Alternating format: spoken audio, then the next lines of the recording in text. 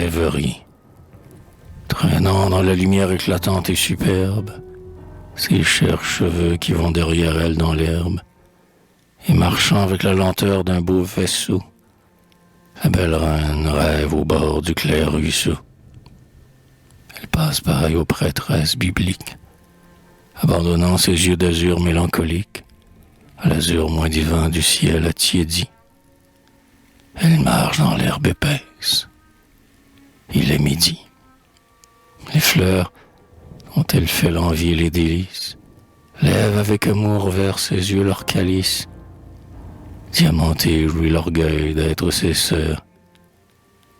Les arbres, de grands arbres pleins de douceur, adoucissent pour sa chair tête la flamme du soleil et, troublés jusqu'au fond de leur âme, par l'immense grandeur de sa marche, lui font des aveux qu'elle écoute avec un air profond.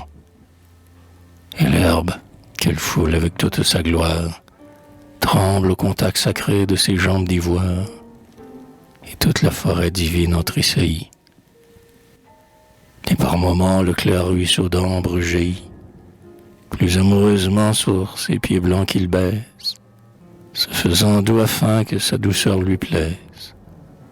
Et dans le pur cristal de ses flots bleus, pareil à des miroirs, reflète encore ses yeux vermeils, son front noble et sa bouche inviolable, et même ses longs cheveux de marbre et le clair diadème de diamants que j'ai fait descendre sur eux. Un soir, fière au milieu des arbres amoureux, elle marche parmi les souffles qui l'effleurent. Les forêts où les vieux saules nuit et jour pleurent comprennent mieux que les cœurs des hommes combien la femme, dont la chair embaume, est le seul bien qu'on ait sur cette terre ingrate.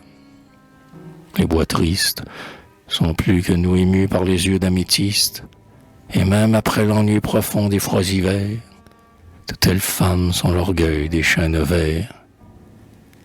Or la femme est au bois sacré reconnaissante, et lorsque, sur son lit de fleurs agonisantes, elle se sent faiblir sous le poids de l'amour, elle fuit dans les bois lointains l'horreur du jour.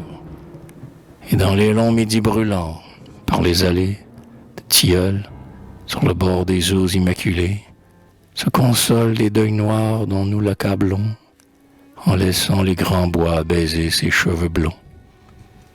Mais elle si belle, à quelle âme immortelle, à quelle âme plus forte encore songe-t-elle, pour s'en venir ainsi rêver avec les bois, elle dont l'œil est plein d'astres et dont la voix est pleine de chansons, elle dont même l'ombre étincelle comme un soleil dans la nuit sombre, elle dont tout le corps n'est qu'un ciel radieux. Elle vient chaque jour, triste, songer aux dieux, immortels qui sont morts autrefois.